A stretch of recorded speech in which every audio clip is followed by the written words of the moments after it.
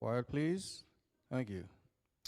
Good afternoon and welcome to the New York City Hybrid hearing of the Committee on Economic Development. Please silence all electronic devices at this time.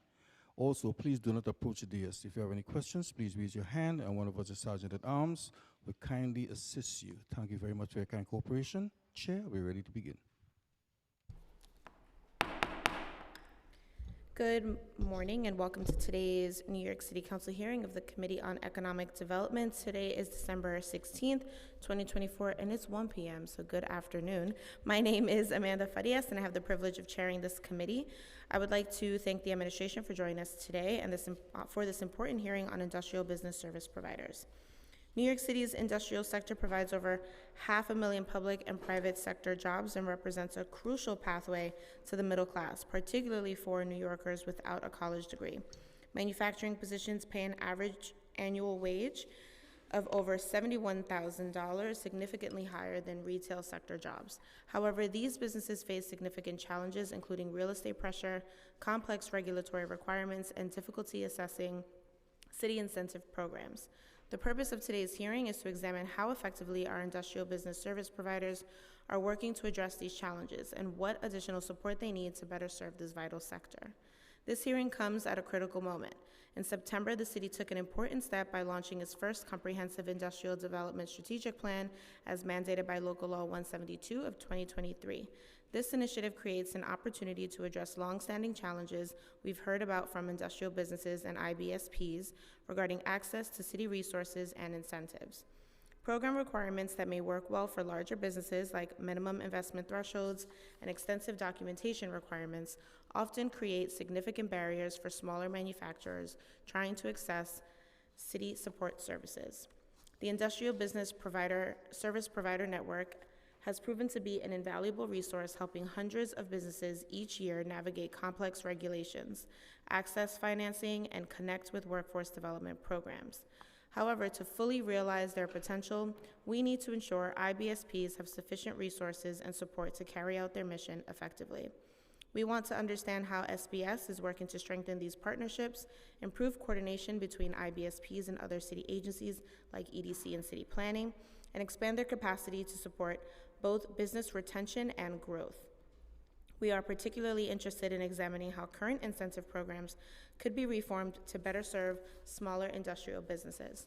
The IBZ relocation tax credit, for instance, is a great incentive for businesses looking to move to or within the city, but there is no similar support for existing businesses trying to remain in place.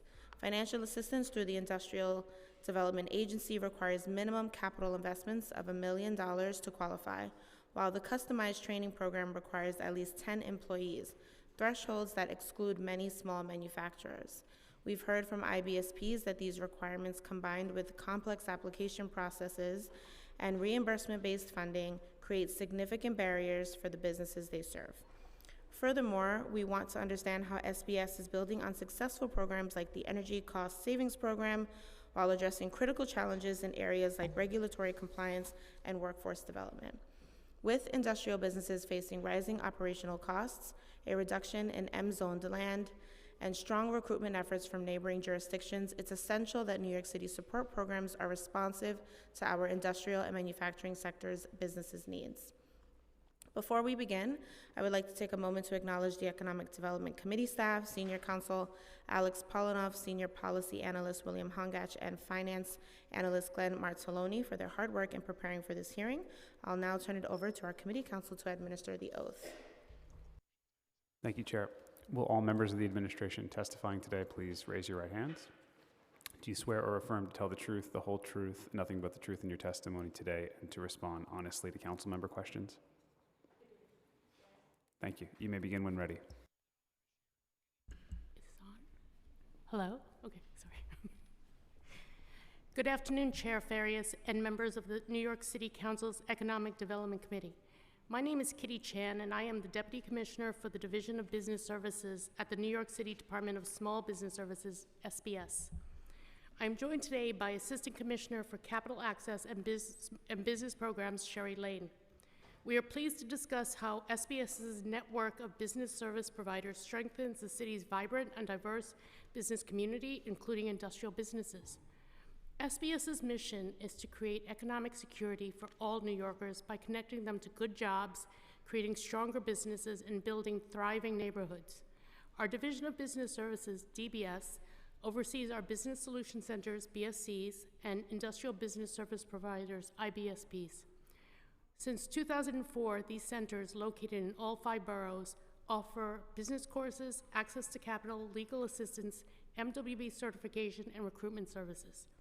Courses cover major business topics such as planning, operations, financial management, marketing, technology, and legal issues. To ensure content relevance, our centers partner with lawyers, accounting professionals, bankers, and marketing consultants. Many courses are available in multiple languages, including Spanish, Chinese, Russian, Korean, Haitian Creole, French, Bengali, and Arabic.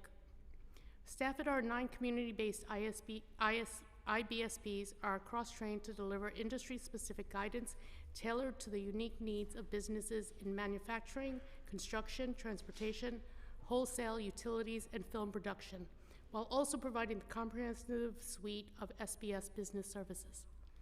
Through our IBSPs, SBS also promotes city, state, and federal incentive and cost-saving programs, putting millions of dollars back in the pockets of business owners.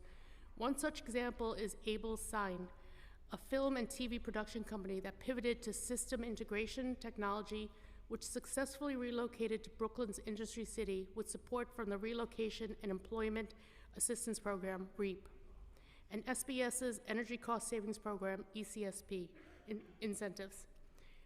These programs enabled the company to expand its operations and retain 80 employees in the Southwest Brooklyn Industrial Business Zone. Our Business Express Services team, NYC Best, has saved businesses over $36 million in fines and fees by helping them navigate city regulations and avoiding fines and fees. SBS's Commercial Lease Assistance Program has provided over 3,200 businesses with pro bono support, helping owners negotiate leases with landlords. In 2023, my team executed the largest public-private loan program in city history to support small businesses. Through collaboration with 8 community development financial institutions, CDFIs, Goldman Sachs, and MasterCard Center for Inclusive Growth, the New York City Opportunity Fund provided over $85 million in low-interest loans to more than 1,000 small businesses, 80% of which identified as minority or women-owned. Building on this momentum, last September we partnered with Next Street to launch NYC Funds Finder, the city's first online capital marketplace for small businesses. Through the Funds Finder website, entrepreneurs can schedule one-on-one calls with financing account managers who help them apply for loans and grants. Over 5,000 businesses have created accounts, and more than 1,000 one-on-one consultations have been held since the launch. Across all our capital access network, SBS has facilitated over $290 million to small businesses since the start of the Adams administration. Sugar Wrap LLC, a women-owned Bronx-based business producing 100% biodegradable and compostable food containers, illustrates the impact of SBS's capital access programs. Using the NYC Funds Finder platform, Sabine Prost connected with a financing account manager at our Bronx-based IBSP in January and received a $34,000 loan in March of this year. SBS helped her improve the business's financial statements and projections used in their financing package. This funding allowed Sugar Wrap to purchase bulk inventory at better rates, invest in marketing, and establish a cash reserve, positioning her business for continued growth. Our work would not be possible without the strong partnership we share with the City Council. This summer, the Council passed the administration's landmark City of Yes for Economic Opportunity zoning proposal, modernizing outdated restrictions on where businesses can operate. This overhaul expands opportunities for breweries, 3D printing shops, apparel makers, and bakeries to establish themselves in commercial districts. These changes enable light manufacturing to move closer to customers in areas previously restricted by zoning rules. SBS is also collaborating with the Department of City Planning, DCP, and the NYC Economic Development Corporation, NYC EDC, to implement Chair Farias's Local Law 172 of 2023. supporting the development of the New York City Industrial Plan, a citywide framework to guide industrial policy. As part of this effort, DCP launched an industrial plan business survey to gather insights on business operations, space needs, challenges, and opportunities for improvement.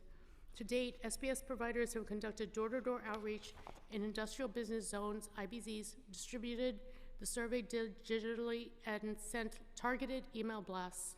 Council members can assist by encouraging constituents to participate at www.nyc.gov/industrial plan. Industrial businesses employ over 500,000 New Yorkers and make up just over 50% of all businesses. They are essential to the city's economy and critical to local supply chains. We are proud of our work serving all businesses, including industrial businesses, through our centers, hotline, and staff across the 5 boroughs. Thank you for the opportunity to testify, and we welcome any questions you may have. Great, thank you so much for your testimony this morning. I'd like to talk a little bit about IBSP program operations. How many industrial businesses did IBSP serve this year in total?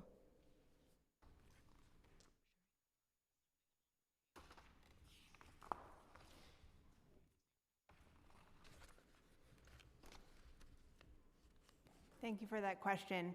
Since the beginning of the administration, the IBSPs have served almost 2,000 small businesses, 1,771 to be exact. Sorry, you said 2012 in the last 3 years, I guess, coming up to Since January 2022. 2022, okay. Okay, great. What is the geographic distribution across the IBZs, and what are the most common types of assistance required? We have 9 industrial business service providers, and there are 3 in Brooklyn, 3 in Queens, 1 in Manhattan, 1 in the Bronx, and 1 in Staten Island. And common types of assistance that's requested from these IBSPs? Well, for all businesses, we provide them with business consultations to make sure that we're actually meeting their needs. A lot of businesses may come in not unaware of the vast array of services that SPS offers. So we find that business consultations make the most sense for all businesses. Okay, and how do you measure program outcomes? Well, we have metrics in terms of goals reached, businesses reached, the number of courses for the BSCs, the number of courses delivered, the number of business consultations delivered. Okay, and we've also been joined by Councilmember Vernikov. What is the current funding level for the IBSP program? For the IBSPs, it's approximately $1.4 million. And is the current funding sufficient to meet the demands? What we've done over the past few years, obviously through the pandemic and through several pegs in the administration, we've actually protected the funding levels, and so that we've ensured that our IBSPs and our BSCs, which are the gateways to all of our services, that their levels remain the same. In fact, and at this point, we're actually providing services to more businesses than ever. And you've mentioned a couple of the pegs. Can we talk monetarily, like the actual amounts of how this has changed over the past 5 years? It hasn't.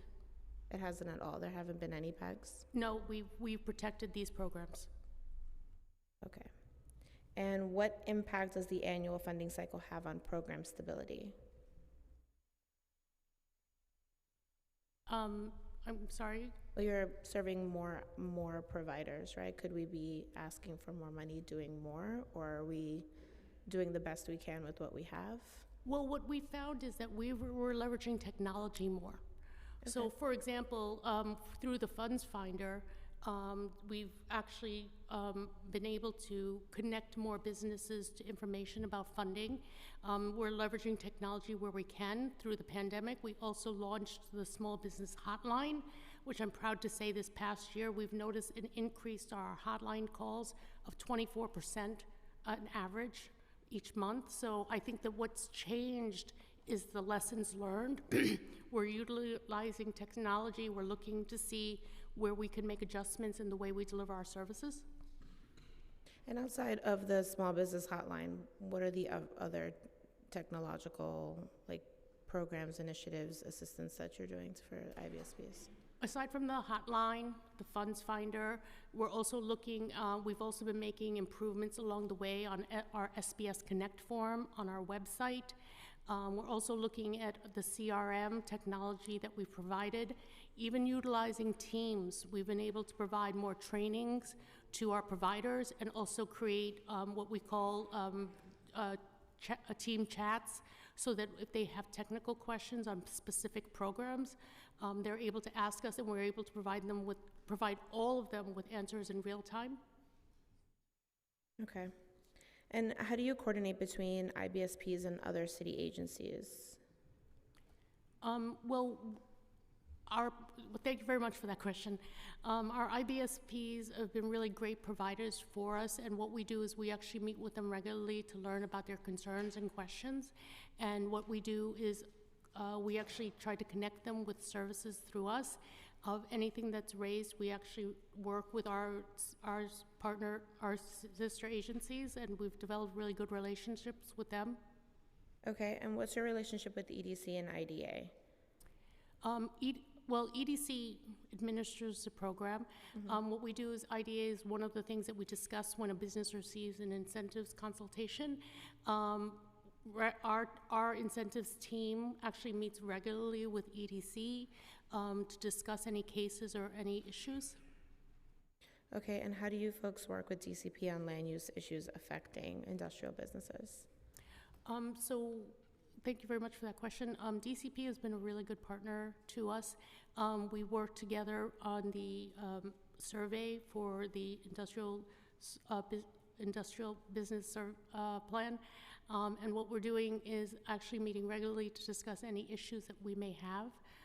So whenever anything comes up, they've been really good partners to us. And then in terms of your meetings with the IBSPs and SBS and the other agencies, what feedback mechanisms exist between the two parties, and how do you incorporate that feedback into the program design? The feedback would go through the administration, myself and Sherry, as well as the program team that's working with them. We take all feedback that we receive from our providers very seriously, and we try to incorporate it and make sure that we're delivering high quality, free services to New York. Thank you. We've also been joined by Councilmember Aviles.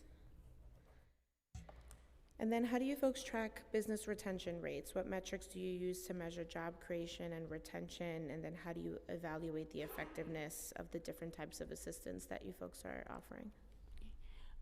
We don't measure retention rates, but what we do is we ensure that our programs are providing high quality service, as well as making sure that we're actually meeting the needs of the business.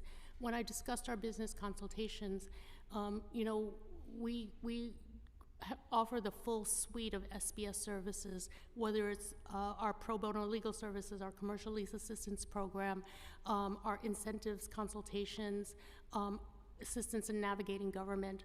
So what we've done is really, what I feel is provided a really incredible suite of services to New York small businesses.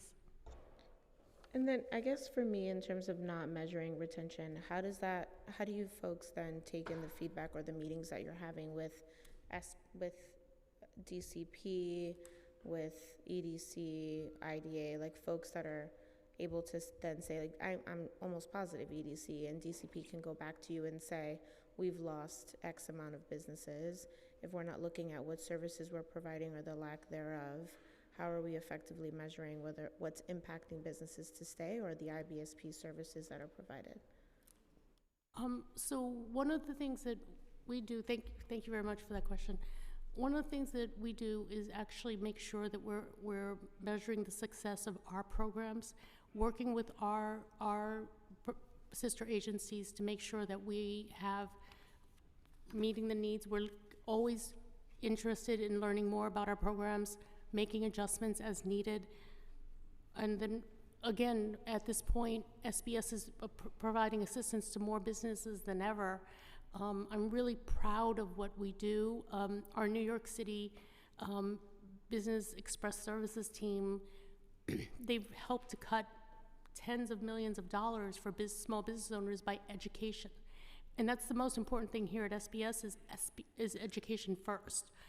We find that a lot of businesses aren't even aware of things. So, for example, when we learn about a program, we make sure that all of our providers are aware of the not only the program, but we provide them with technical assistance afterwards to ensure that if they get any questions, we're answering them in real time for all of them. Okay. I mean, I think my questions, or at least my secondary thought, goes directly to my bill and the law that we created, right? I think more times than not, it's a lot of our approaches are siloed and we're not evaluating them overall. And I guess I hope over time we get to see the goal of the Industrial Development Strategic Plan to kind of showcase some of whether like the challenges or the successes of, you know, businesses in the city or retention factors and things like that. Thank you. And Chair Farias, as you're aware, the survey is being conducted now. It's going to be open till the spring.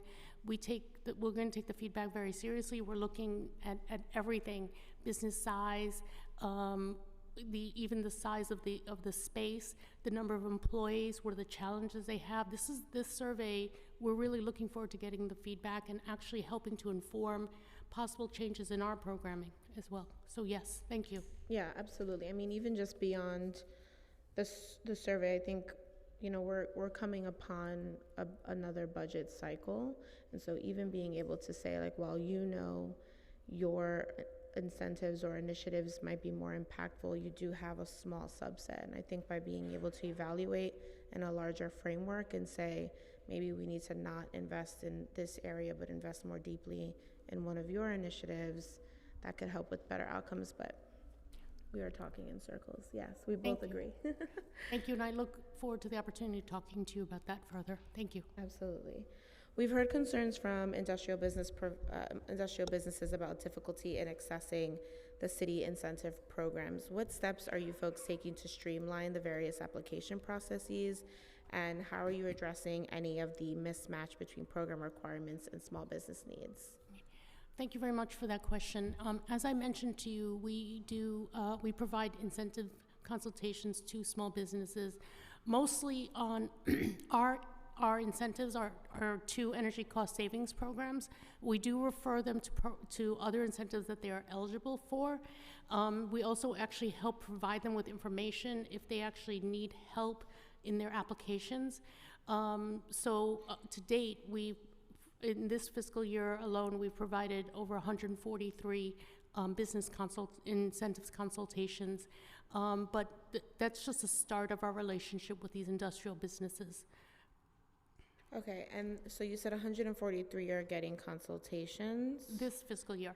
This fiscal year, and do we know the percentage of eligible businesses that are currently accessing SBS incentives?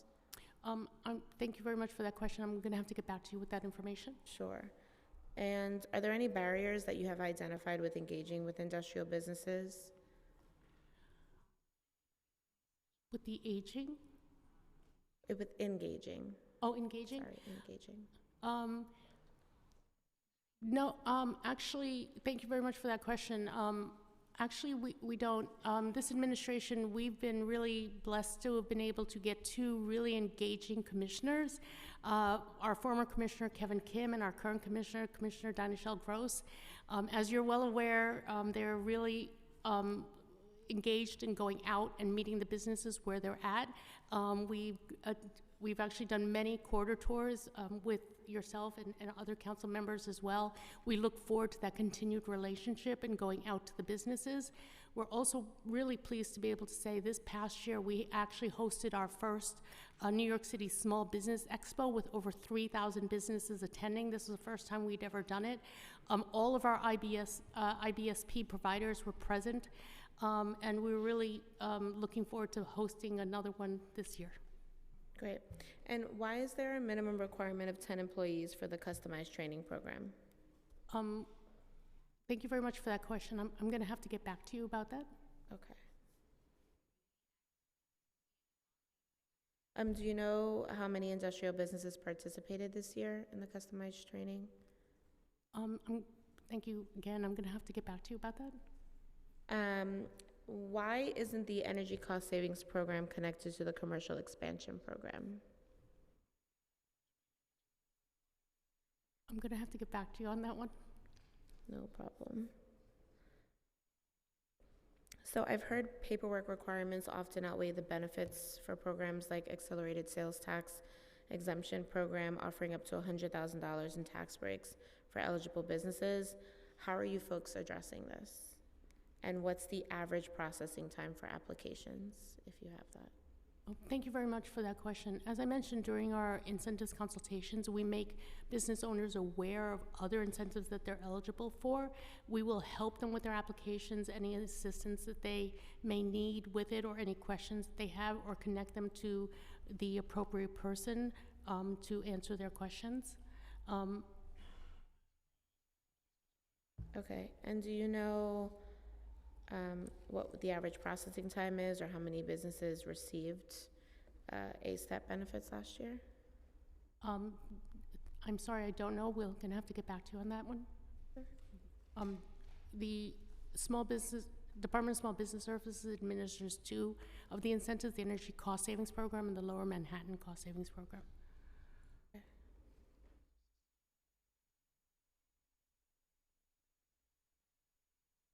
So more broadly, why are incentives tied to capital improvements rather than retention? And I know that might be because you're not monitoring retention.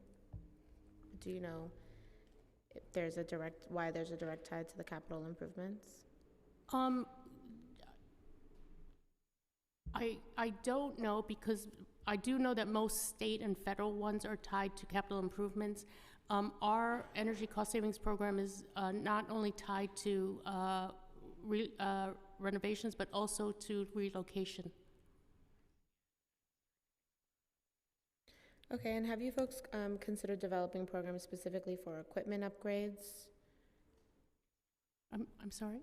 Have you folks considered developing programs specifically for equipment upgrades for IBSPs or any of the businesses?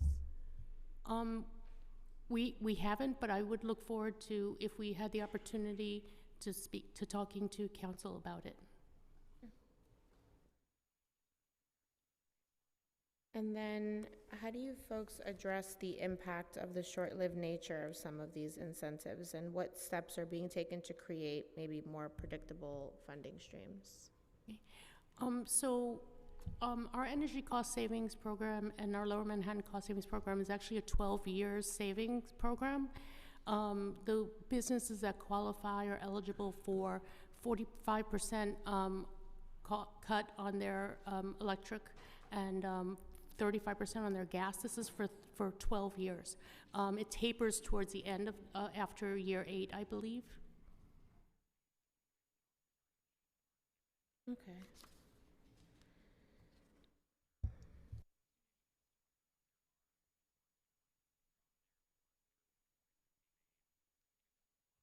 Okay, I'm gonna pause for my colleagues to ask some questions and get back into mine. I'll call on Councilmember Vernikov first, and followed by Councilmember Aviles. Thank you, Madam Chairwoman. Good afternoon.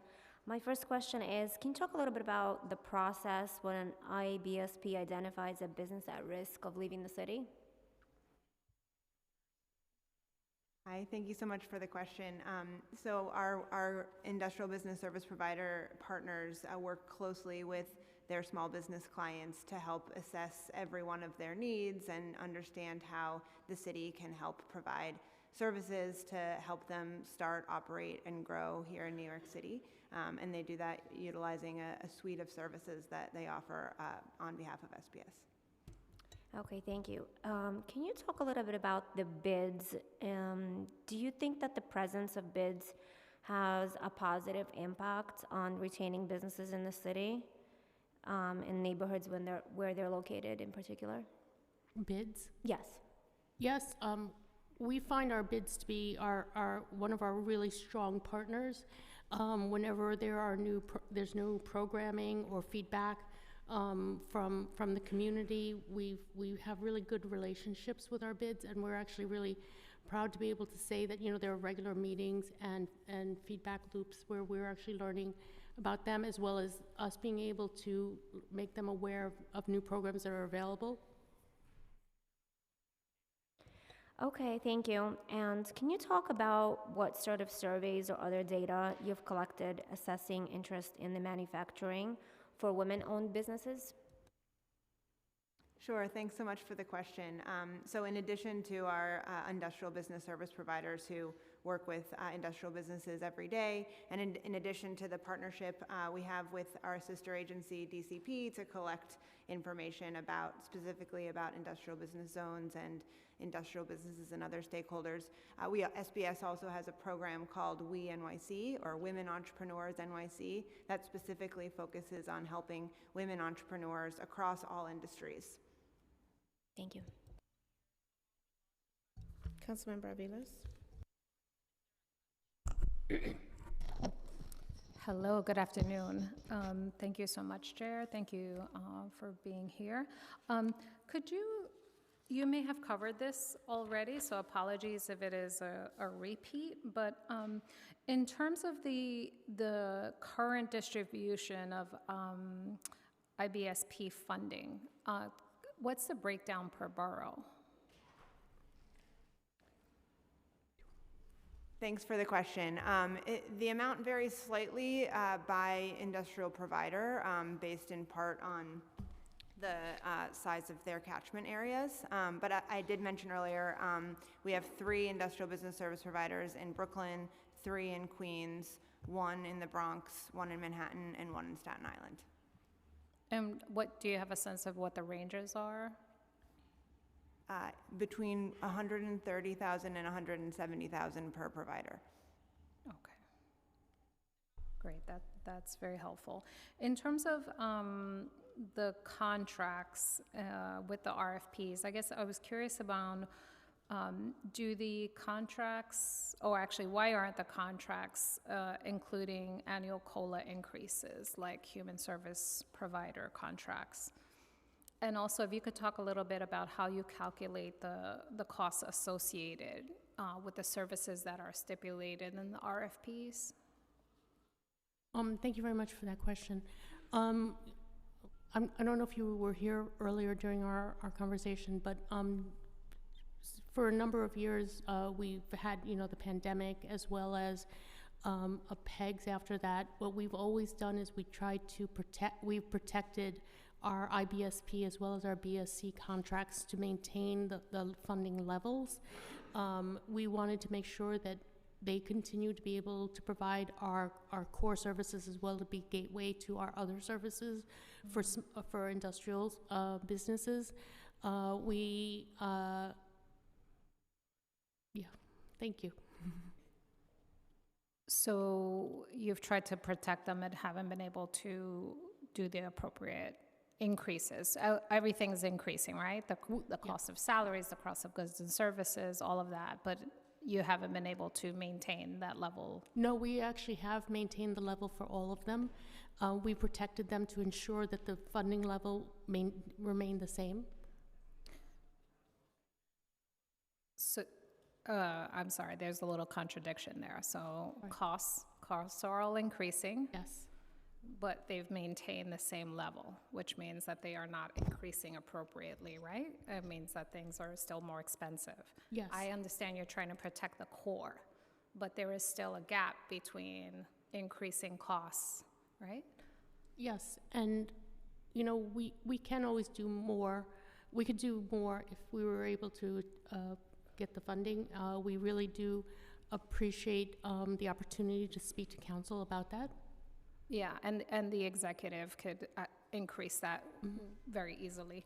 I represent a community in Southwest Brooklyn with one of the larger ISPs, and they've done incredible work. But what we see is they're underwater with the amount of work that they're expected to do, and the changing needs and services. So.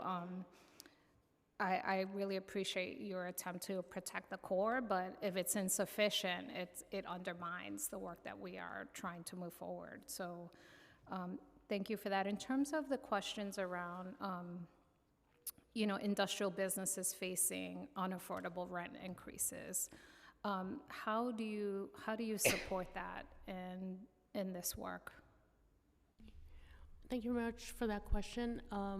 We have really just tried to support businesses by providing quality pro bono services, such as our commercial lease assistance program, which is free representation, which actually will help a business negotiate with their landlord.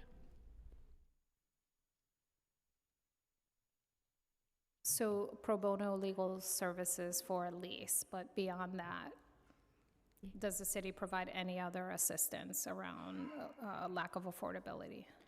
I would add, thanks for the question, many of our educational programming do focus on helping businesses adapt to current environment, whether it's adapting their business plans, their business models, helping to bring in more revenue, understanding how to navigate a variety of factors, including covering the costs of running their businesses. So we try and provide that comprehensive education. Yeah, across are you keeping track of business displacement, industrial business displacement? I'm sorry? Are you keeping track of displacement for industrial businesses? The rent is too high for everyone as industrial businesses. Are you keeping track of that movement and what our inventory looks like? Thank you very much for that question. No, we are not tracking that. We look forward to hearing back from the survey and learning more about what's the challenges of the industrial businesses and how the industrial business plans can help.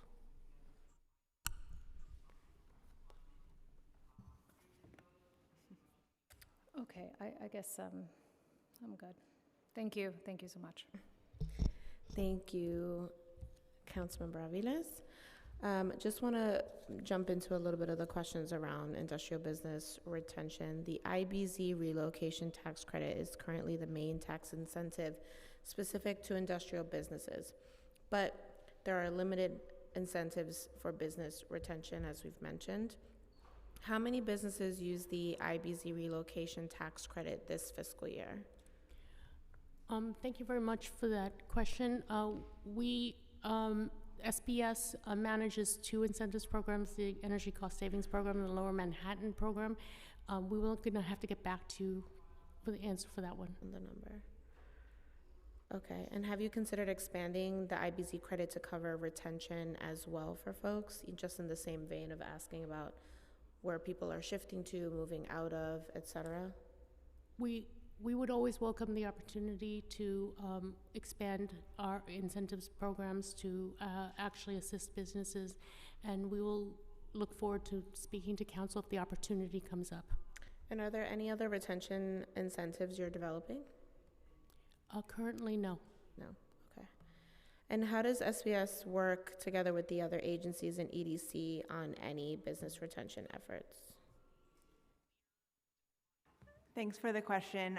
One example of how we work closely with our sister agencies is through your industrial plan and working closely to help administer the survey, in part through extensive outreach through the industrial business service providers and our business solution centers. And we look forward to partnering with them to understand the inputs from the community in order to improve our services. How have you folks done the outreach for the survey? What are the mechanisms that we've utilized so far?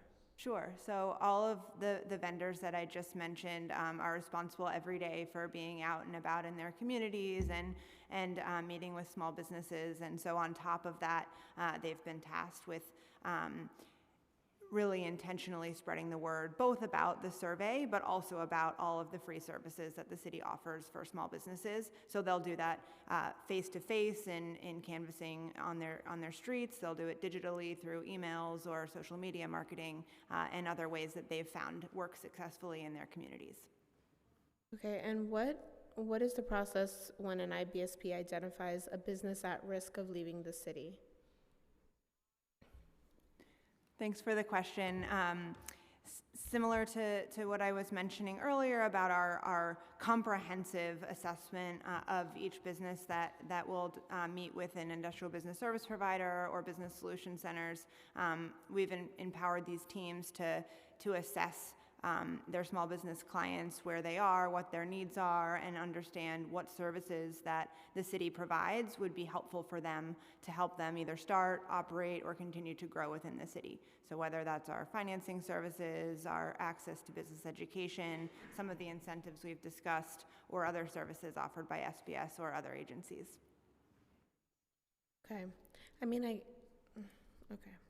I guess I'm just kind of like the one of the first thing that comes to mind a couple years ago, where there was a more coordinated effort between the city, the admin, and the state around some of the tax incentives around our staging, and I'm forgetting the name for like our film and TV media companies that are here, our studios and staging companies that are here, and us having to go back and forth to determine what incentives we could have to keep people here versus maybe some of the incentives that New Jersey had, where that was a driving factor to go over there. Are there more concrete examples of the process outside of maybe the initiatives? And I guess I'm just trying to get a more comprehensive view of how we are incentivizing people to stay here, and how early are we identifying the risk factor of them leaving, and then how do we couple supports to make sure that they don't leave the city? Thank you very much for that question. As we've mentioned, SBS provides various services, including our incentives consultations. We're in contact with our partners such as EDC and DOF about the incentives. We actually You can take a second. All right. We have time. No rush. Sorry, thank you. Oh, thank you.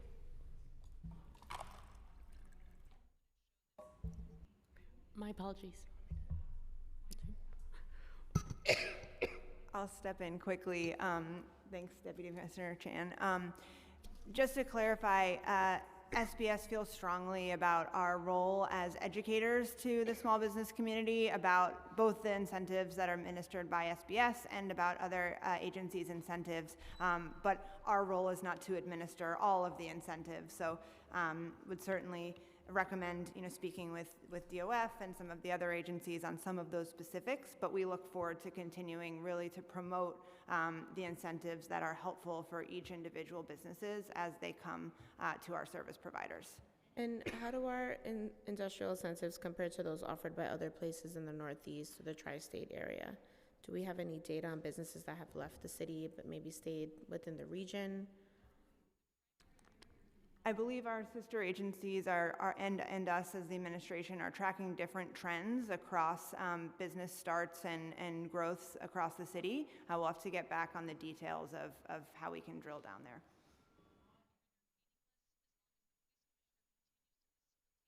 Okay. Appreciate that, and I look forward to seeing where some of that data is being tracked and following up with their respective agencies. How do IBSPs assist with permitting and regulatory compliance? Thank you very much for that question. The IBSPs are one of our gateways to our services.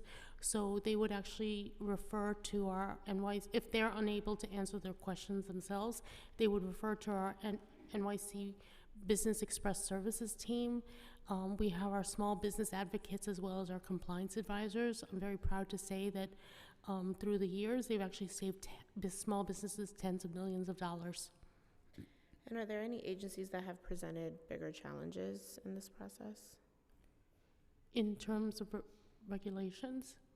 Permitting and regulatory compliance? Not that I'm aware of. Okay. And how are the IBSPs connecting businesses with the training resources? Are there any existing partnerships with local schools or training institutions that we know of that are successful? Or on average, could you answer on average how many industrial businesses receive workforce assistance from IBSPs each year? Thank you very much for that question. The IBSPs are able to refer to our Workforce One centers. There are 18 Workforce One centers. 5 of them are dedicated to industrial businesses. They actually offer several, I believe 5 different apprentice programs to assist, apprentice and other training programs to assist industrial businesses. I don't have the exact number, but we will get back to you with that.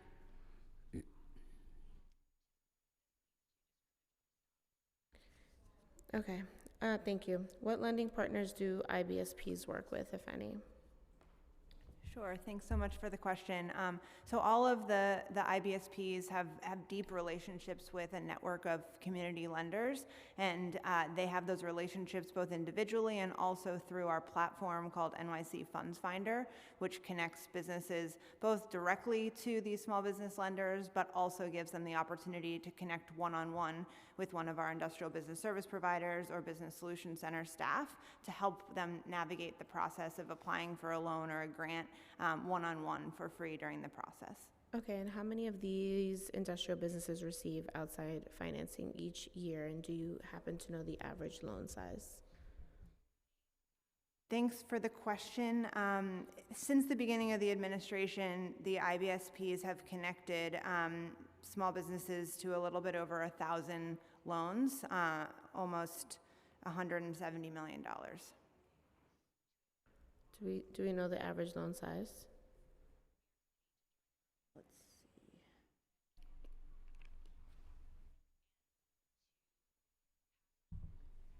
see.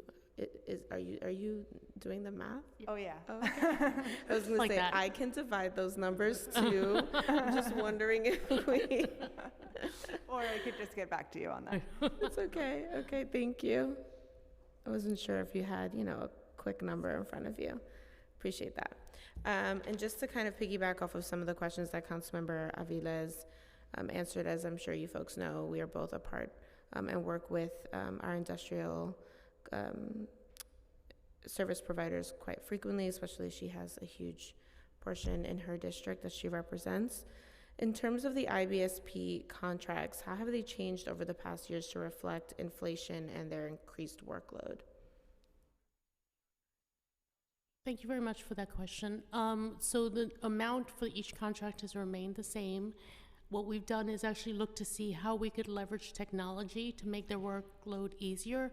For example, the Funds Finder, SBS Connect, our small business hotline, utilizing Teams, the ability to provide some services virtually. So I think that what we've done is, though the amount has remained the same, we've actually been able to service more businesses than ever. Do you think that,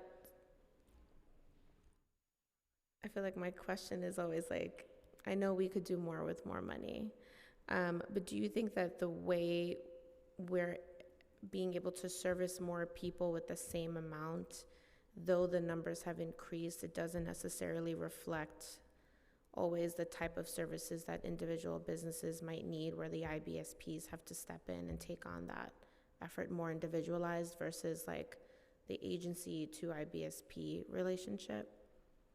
Do you think more money could be utilized towards, yes, the continual expansion of services to businesses, but just in a different way? Thank you very much for that question.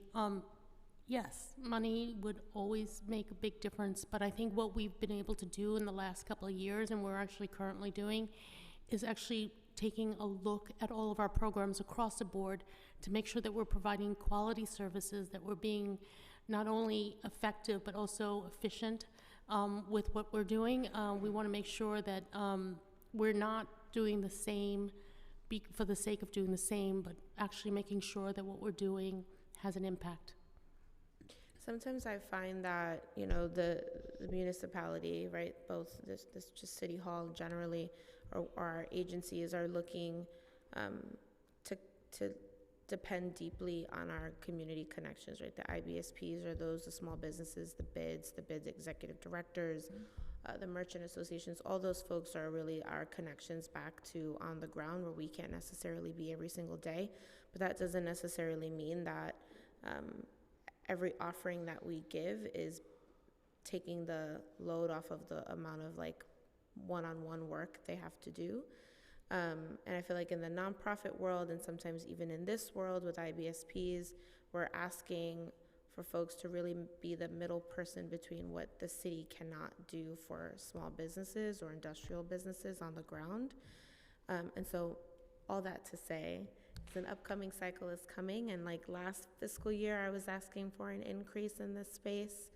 I'd love to continue talking about where we can push a little bit harder on getting increases, because we do want to make sure, all while we're doing strategic plans and all of your initiatives that are effective, maybe not necessarily are getting full expansions, but where there could be more investment made to ensure that we are formalizing or setting a good foundation for folks. We're doing that in partnership.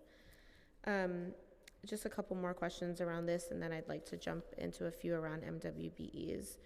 Do we have a current timeline for IBSP contracts? The current contracts are, We want to be intentional about having some time to factor in responses from the surveys, but are in progress of drafting the scopes and look forward to analyzing the results and thinking critically about how to integrate them. Okay, and what's the payment schedule for IBSPs? for service or? In terms of how their contracts are invoiced, Yes. the IBSP providers will invoice SBS, and SBS will pay the invoices upon receipt. And do you guys monitor how many times contracts are paid on time versus delayed? We work closely with our teams internal to SBS and across the city to do the best that we can to manage the contracting process and ensure that our contracts are clearly articulated and providers are able to be paid for the work that they provide. When I'm talking on timing, do you folks monitor when contracts are being paid out with a delay, or are they regularly paid?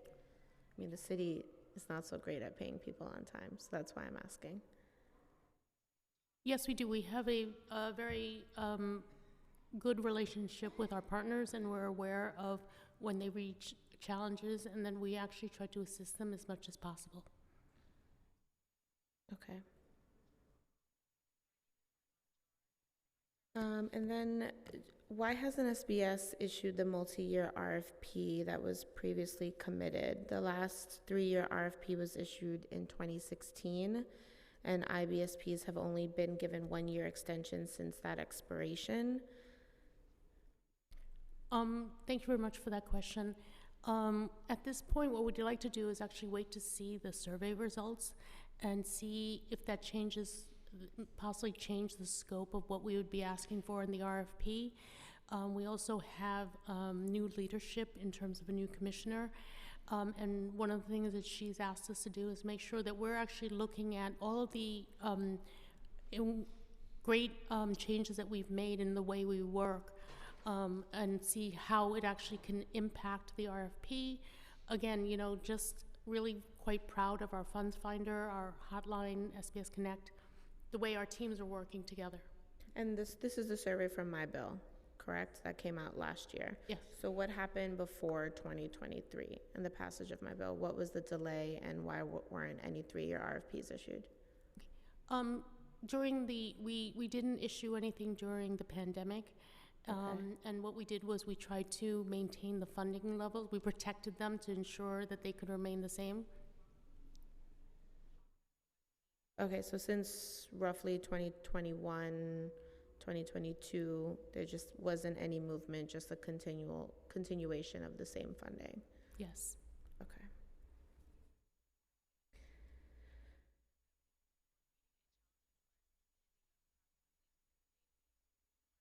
And I'm sorry if you've already answered this.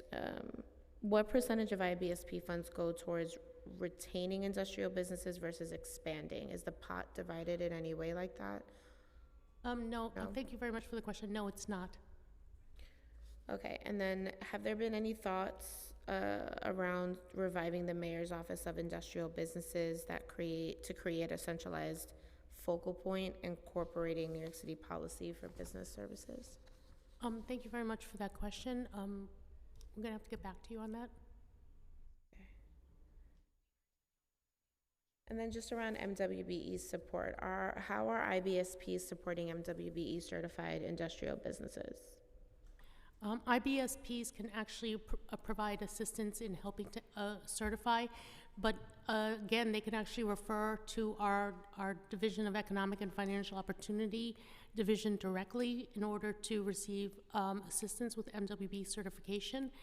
For MWBEs in the industrial area, we provide courses such as bond readiness, as well as we have a ramp-up program to assist, help businesses actually apply for contracting, and we have our APEX program, which actually helps to build capacity. So that's one-on-one consultations with businesses. Okay, and how many MWBE industrial businesses received any assistance last year? I'm sorry? How many of the MWBE industrial businesses received services last year? We're gonna have to get back to you on that. I do know that, I don't think it has a number of services. That there are about almost 4,000 businesses, industrial businesses that are certified as MWBEs. Okay. And then do you folks happen to know how many industrial MWBEs participated in programs like Construct NYC? We're gonna have to get back to you with that. Okay.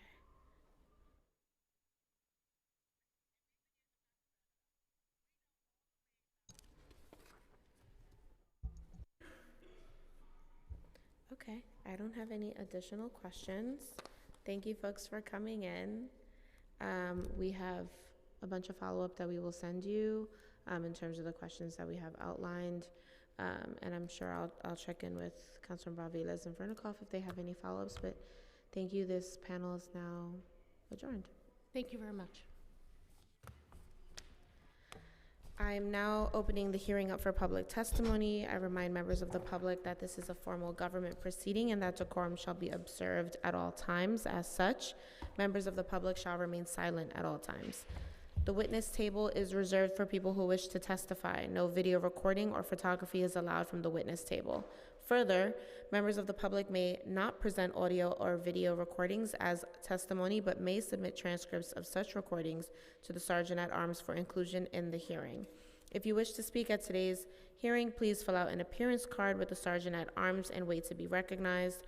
When recognized, you will have 2 minutes to speak on today's hearing topic, industrial business service providers. If you have a written statement or additional written testimony you wish to submit for the record, please provide a copy of that testimony to the Sergeant at Arms. You may also email written testimony to testimony@council.nyc.gov within 72 hours of this hearing. Audio and video recordings will not be accepted. I will now call the first panel. That's Leah Archibald, Doug Young, and Lacey Tauber.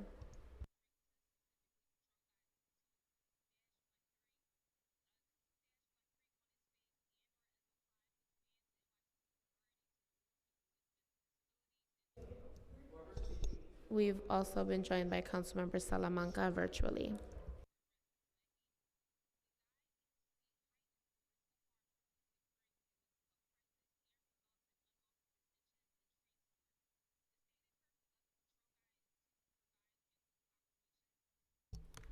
When you're ready. Okay, she called you first. Okay, hi. My name is Lacey Tauber. I'm here representing Brooklyn Borough President Antonio Reynoso, who represents 6 of the city's industrial business zones. Manufacturing retention in the borough and citywide is one of the borough president's biggest priorities, and he thanks the council for initiating the NYC Industrial Plan, which, as you mentioned, is now underway. While we look forward to that report providing comprehensive and updated data, there's a lot we already know about why a thriving industrial sector is crucial for our city. Manufacturing generally provides living wages with low barriers to entry, creating quality job opportunities for those who may not be able to find them otherwise. These jobs have allowed generations of New Yorkers without advanced degrees, immigrants, and the formerly incarcerated, and others to stay and support their families in New York City. But manufacturing isn't just the city's past, it can also be the city's future. Our office's comprehensive plan for Brooklyn calls on us to leverage the borough's waterfront, industrial areas, and freight rail infrastructure to simultaneously shift the borough toward a future with more green industrial jobs, fewer trucks on the road, and a forward-looking role in building the green economy. However, outside pressures continue to threaten our manufacturing zones. Rezoning changes have led to a 5% decrease in land zone for manufacturing since 2010, equivalent to a loss of 1,522 acres or 1,122 football fields. This has contributed to the manufacturing vacancy rate reaching levels as low as 4.6% this year, compared to 12% for retail and 23% for office space. Manufacturing businesses have unique needs. For example, unlike retail and office, many industrial businesses cannot locate outside of M zones. Yet, in many of the IBZs, they are forced to compete for space with businesses that can, such as nightlife establishments, restaurants, galleries, and other non-industrial uses. You're going to hear from a bunch of the IBSPs, so I'm going to let them tell you about all the great services that they provide, and just say that Borough President Reynoso supports the Industrial Jobs Coalition budget ask for the next fiscal year, which includes a 50% increase in funding for the IBSPs, indexing this funding to inflation, and shifting the funding from a 1-year to a 3-year contract. This funding is a smart investment because they can leverage private funding sources, and a recent study found that for every $1 spent on manufacturing, there's a total impact of $2.68 to the overall economy, the highest of any economic sector. Thank you so much. Thank you. And I'd also like to call up Osaji Afe to the panel. This man.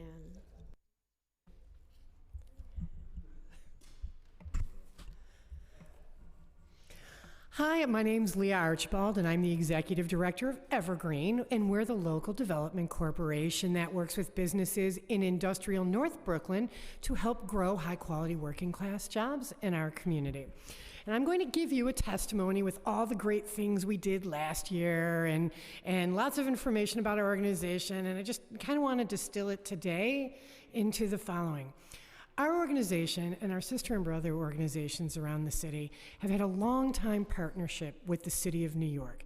Since our organization's founding in 1982, we have partnered with the city to provide services to the local businesses.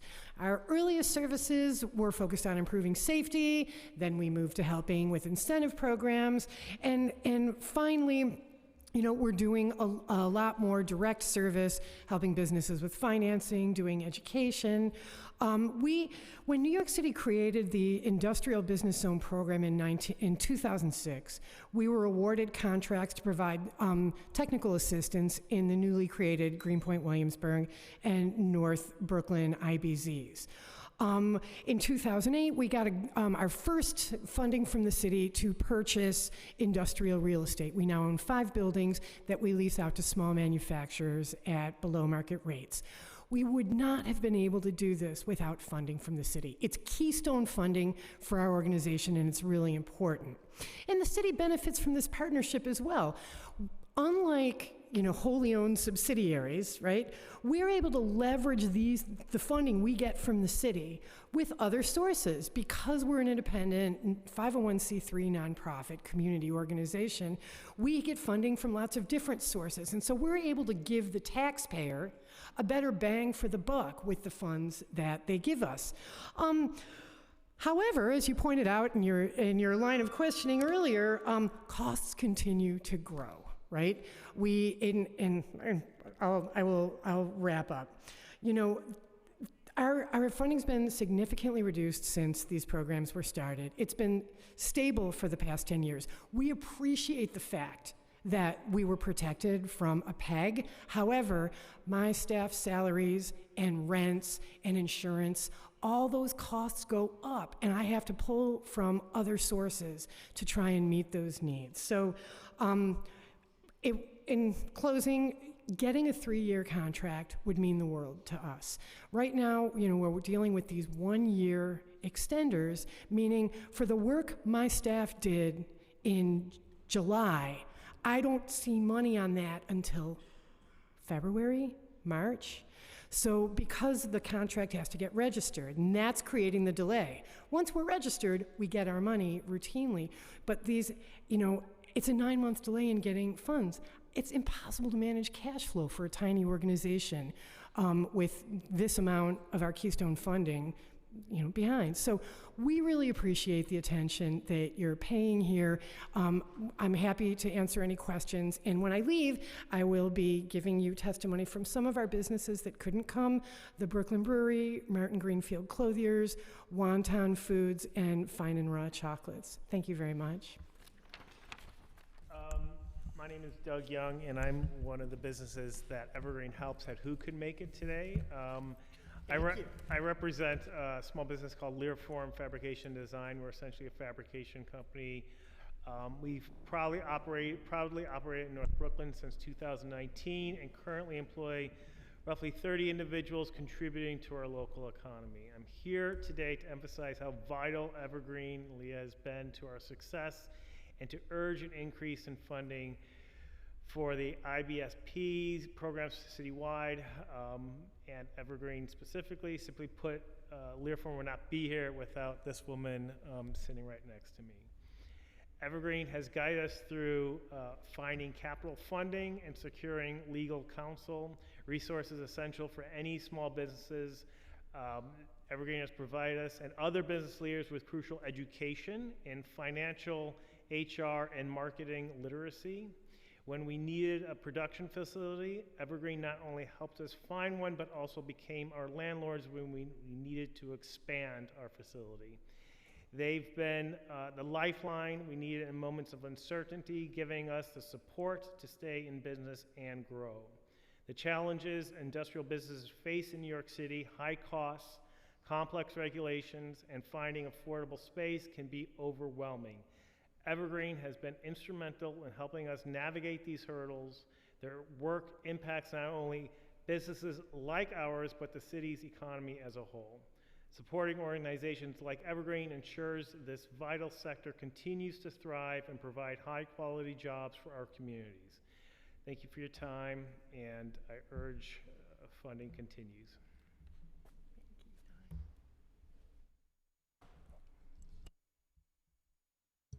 Thank you. Thanks for this opportunity. My name is Osage Afe, and I'm the Senior Business Assistance Manager at Long Island City Partnership. I appreciate the opportunity to testify today on the role and importance of industrial business service providers.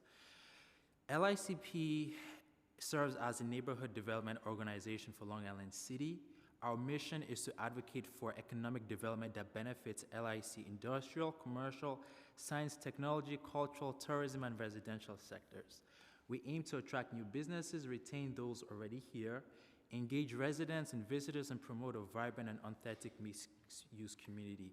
We also operate the LIC Business Improvement District and Industrial Business Zone. The industrial sector, as you know, is critical to creating a more equitable city. As NYC's second largest private sector employer, industrial business provides middle-class jobs that serve as pathways to opportunity for a diverse workforce. These jobs pay, on average, nearly $20,000 more annually than retail positions and almost twice as much as roles in the food and beverage industry. Notably, industrial businesses fosters economic mobility, with 80% of workers being minorities and 50% being immigrants. We are pleased to see Council prioritizing the interests of industrial businesses. IBSPs are instrumental in supporting these businesses and keeping quality, high-paying jobs in New York City. This year, our team has provided on a one-on-one basis to businesses in LIC catchment area a whole wide range of services, including financing, incentives, real estate, operational challenges, energy savings, and even more. We have helped on a one-on-one basis 77 unique businesses, including 37 minority-owned and 40 women-owned businesses address and resolve their challenges. Despite this critical role, this is very important, funding for IBSPs has remained static for over a decade. The lack of adjustment fails to account for inflation and the increasing responsibilities placed on IBSPs as they help increase number of businesses navigate complex and often challenging economic landscape. To ensure IBSPs can continue to serve industrial sectors effectively, we urge the City Council to include the following in next year's budget. Increase IBSP by 50% to reflect inflation and grow demand for services. Index future fund to inflation to provide stability, and IBSP's contracts from 1 year, which is currently now, to a 3-year term to allow for more long-term planning and stability. In over a decade, LICP has held its IBSP contract. Funding has not increased, even as our responsibility has expanded. With increased funding, we could add additional staff, expand our services, increase outreach to include even more businesses. Thank you, folks, for testifying. This is for any of you to answer.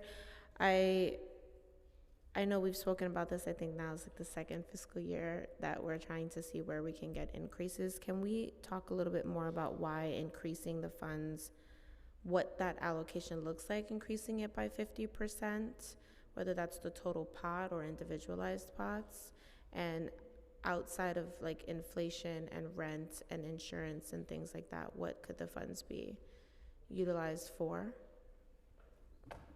I can start. You know,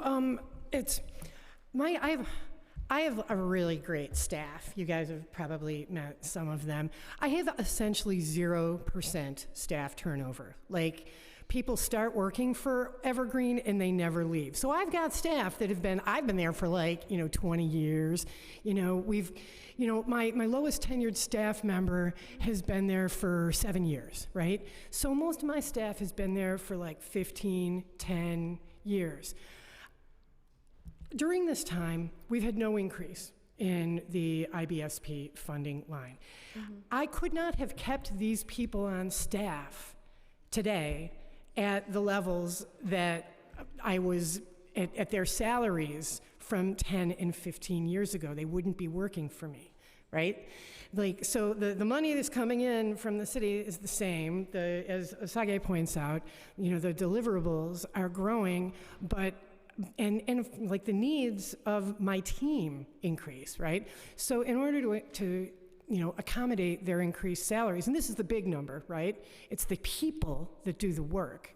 I've had to draw from other sources, and we've been fortunate with our real estate as we've get a little bit of any profit from that I can pour into our operating organization. So we're fortunate to be able to do that. But our rent has gone up. Our insurance, everybody's insurance is up 40%. But most importantly, and the biggest number is my salaries have gone way up. But it's important to me to have really awesome staff, and so I simply just have to find the money to pay them. So really, where would the money go? It would go to salaries, really very, very predominantly, and then, some of it to the increased overhead costs. And can you talk a little bit about how the 1 year versus 3 year RFP or contracts have provided some level of challenge or instability? For me, it's really about managing the cash flow. When we had those 3-year contracts, once your contract's registered, you submit, you get reimbursed. You submit, you get reimbursed. The big gulf is happening for us during contract registration. And so, as I've heard millions of city agencies come in here and talk about this. It takes a really long time for the city to register a contract. And, when you're registering a 3-year contract, that's one thing. But we're registering a contract every single year with these extenders. And, what it means, the fiscal year, starts July 1, and my staff's doing the work from July 1 and serving the businesses, and we're accruing the expenses, and I'm paying out the salaries.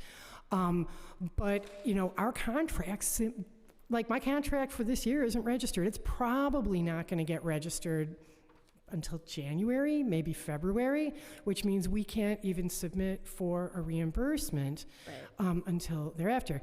Now, the Fund for the City of New York has this loan fund that's meant to be a bridge for folks that are caught in this Kafkaesque crevice between, you know, getting your contract registered and seeing the money.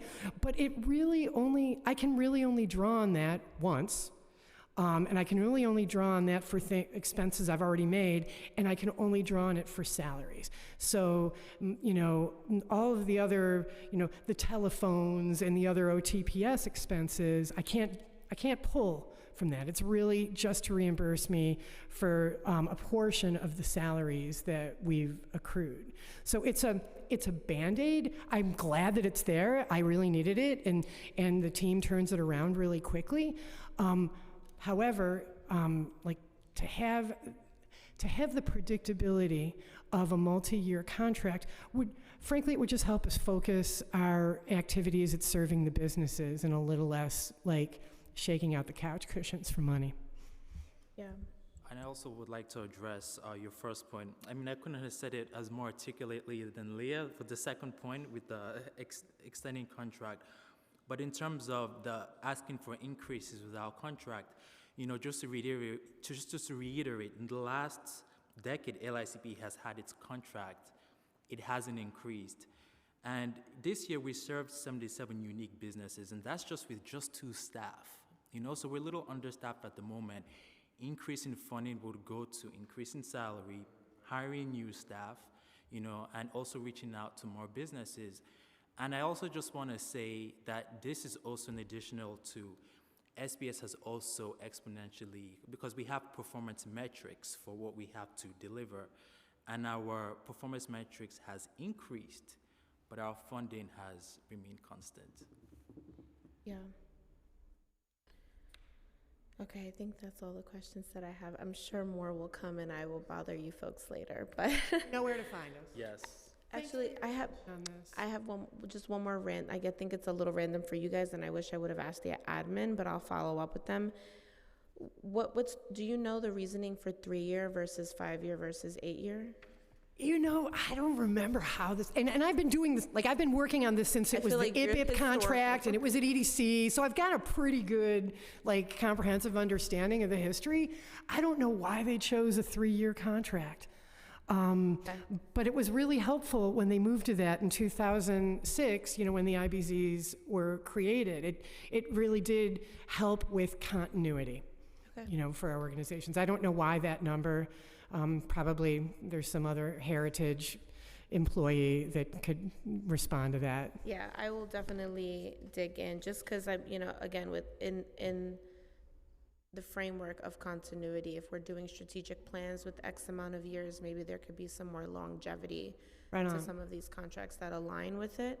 But I know the strategic development plan is kind of the reasoning why we're not getting something a little bit longer, which I will work on, but I appreciate entertaining my last question. Thank you folks so much. Right on. Thank you so much for the attention. We really appreciate it. Of course. And so do our businesses. Of course. We'll be talking about this for a while. Thanks, y'all. Thank you. This panel's now dismissed. We're going to move to our virtual panel. And I'm being told we're sorting out some minor technical difficulties, so we will be patient. I'd like to call on Quincy Eli Cates, or Kate, Brady Mexel, Ernie Wong, and then Christopher Leon Johnson. So Quincy, you can begin and unmute yourself. It's also possible that on their personal tax returns, they're bringing in other sources of income. I mean, it's not only the business. What do you mean? Well, anyway, I don't...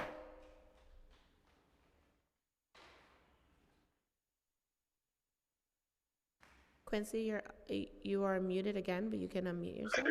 Everything needs to track, right? I'm not saying like, oh, you made this technical, you know, mistake, this is a small technical mistake. Like, things need to track as a whole. Okay, I'm going to skip over to Brady. You can unmute yourself. Great, thank you so much. Good afternoon, Chair Farias and members of the Committee on Economic Development. I'm Brady Mikesell, the Government Relations and Business Services Manager for the Southwest Brooklyn Industrial Development Corporation. We're a mission-driven nonprofit that's been supporting industrial businesses and their workforce in Sunset Park, Red Hook, and Gowanus for over 40 years. And our work is possible due to the Industrial Business Service Provider contract. Industrial jobs are extremely important to our communities as they provide strong wages, low barriers to entry, and career pathways for those without college educations and those for whom English is a second language. As an IBSP, our organization provides a wide range of free support services so that industrial firms can continue to do business in Brooklyn.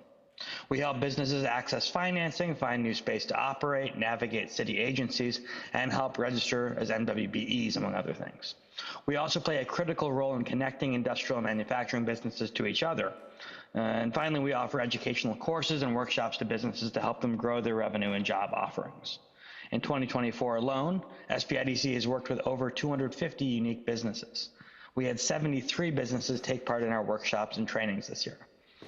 The IBSP contract is a vital source of funding which allows our organization to continue to operate, but we also leverage it alongside other sources, providing significant return on the city's investment in us.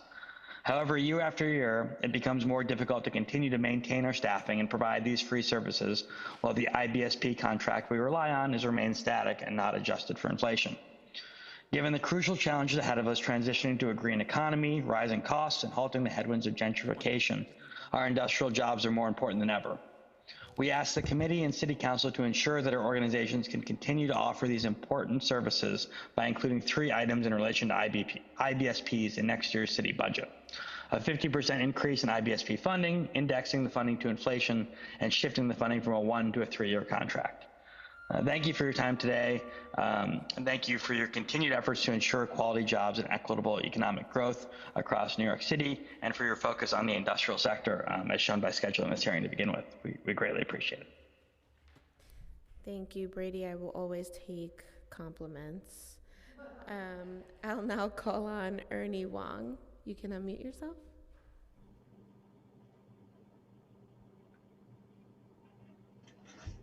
Hi, everyone. Do you hear me? Yes, we can hear you. Hi, my name is Ernie Wong. I'm the owner of Shanghai MKS, a company located at 78 Jerry Street, Brooklyn, New York, 11206. We design, build, and service, maintain mobile food trucks and trailers for New York City, greater New York area, and beyond. We've been located in the North Brooklyn area since 1992, and we currently employ 7 employees. I am testifying today in support of increasing funding for the Industrial Business Service Providers program citywide. We want to be sure that our IBSP, Evergreen Exchange, has the resources it needs to be able to assist small businesses so our community can thrive. I have been a member of Evergreen since 2008. I currently sit on the board. I sit on the board since 2011, and I became board secretary in 2022. My business has been involved with Evergreen since 2006. They helped us in many, many, many ways, especially in the advocacy perspective. We were involved in the Broadway Triangle. I call it my crisis, but we came through it. So they also helped us with guidance, education, and fund securement. Evergreen was able to assist our business with much needed advocacy at that time. Evergreen was also a central part of the business's existence, development, and growth. Many more industrial businesses like ours need their help. They face a plethora of challenges in New York City, such as regulatory issues and navigation, human resource development and training, capital borrowing and securement, employee and transportation logistics, and many more. They were able to help us and many more businesses address these and other challenges. Organizations like Evergreen provide services and impact well beyond the funding they receive, including in serving as a connector between industrial businesses and city agencies and policymakers. Protecting and promoting our industrial sector is crucial to the city's overall economic development. The sector provides close to 500,000 jobs in New York City, making up nearly 15% of city workforce, and contributes 1.7 billion tax revenues. The manufacturing industrial sector is not only a strong component of our economy, but a reliable source of jobs for many of our fellow New Yorkers. Without the support of our organizations like Evergreen, it would be much more difficult for businesses like mine to operate in New York City and supply high quality, high paying, working class jobs for our neighbors. Thank you for your time, consideration holding this panel. I urge this committee and the council to help ensure IBSPs have the funding and support they need to continue their work. Thank you again. Thank you for your time. Thank you so much for your testimony. I'd now like to call on Christopher Leon Johnson. Can you hear me? Yes, I can hear Hello? Can you hear me? Yeah. Hi, good afternoon, Chair Frias. My name is Christopher Leon Johnson. Thank you for having this hearing, Frias. Hope you become the speaker over Julie Menon in 2026. I know what's going on here with Julie Menon. Stay on but topic, I want to Mr. Johnson. I'm staying on topic. So back to the topic at hand about IBZs. We do need them in the city of New York. We do really need them. I live near, not near it, but I live around, almost near it, like East New York. I'm in like borderline Brownsville, Crown Heights. But the city council, and I hope that you as a chair really bring this to attention very soon or next year, 2025 or 26, that we need to make sure that certain organizations that are hell-bent on putting bike lanes, open spaces, delivery chargers and e-bike charging stations are not allowed to open shop in those areas. Just recently in the newspaper, people found out about Long Island City that they was trying to put a bike lane inside Long Island City in Blissville, which is home to a big time industrial area. We need to put more legislation in the city council to prevent bike lanes and any bike structures to be into the IBZ zones, because what's going on is that people have on McGinnis Boulevard, which is in the district of Lincoln Wrestler, that they put a bike lane on McGinnis Boulevard, which is around the industrial area on Greenpoint, which is going to completely very soon move away a big time movie studio that does law and order.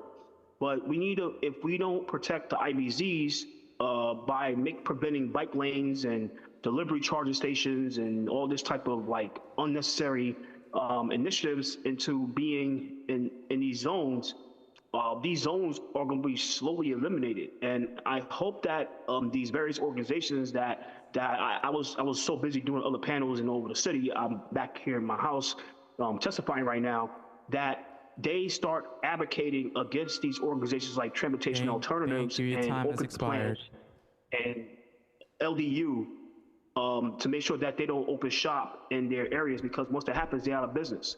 So thank you, Chair. I gotta go. Enjoy your day. Thank you so much, Mr. Johnson. I'd now like to call on Quincy Eli Kate. You may begin. Okay. So sorry about that. I was in the middle of a loan committee for one of our IBSP clients, trying to get them financing to work on an upcoming project. So good afternoon, Council Member Farias and the Economic Development Committee.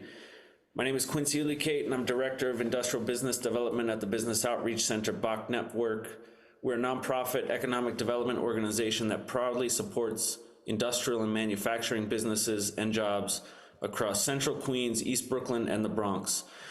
Through a partnership with New York City in Small Business Services, we provide IBSP services. Industrial and manufacturing businesses have been a critical support for generations for the communities we serve. Industrial businesses provide higher wages, low barriers to entry, and opportunities for career growth for people in communities who have historically faced limited prospects for employment. In order to support industrial businesses, we focus assistance in helping businesses navigate government, access capital, access incentives, recruit employees, and train employees. In addition to providing quality jobs in local communities, the industrial sector is also one of the most critical avenues for entrepreneurship opportunities for minorities, women, and immigrants in New York City. Whether in construction, food manufacturing, transportation, wholesale, and distribution, The industrial sector is important to providing opportunities to entrepreneurs in underserved communities. To support these entrepreneurs, we help businesses certify as MWBE, access low-cost capital, start a business, purchase equipment, hire employees, and provide working capital for contract opportunities. In addition to our direct IBSP services, we have leveraged funding to support additional programs such as our Bach-led Construct NYC program, our Bronx-based Ascend program, our Growing Green program, and Wind Connection program. However, with additional funding, we could be able to provide more in-depth services to the industrial businesses we serve and ultimately retain and grow industrial sector in New York City. So I thank you for the time and reviewing this. Industrial businesses are critical to New York City, and your intention to supporting them is greatly appreciated. So thank you very much. Thank you for your testimony. Seeing no one else signed up virtually or no one else signed up in person, I just want to say I appreciate everyone who showed up today to testify and that continue to engage my office and the council on servicing industrial business service providers, but also just making sure that the spaces in our communities are not forgotten and can receive continual investment. So with that, I look forward to future conversations, and this hearing is now adjourned.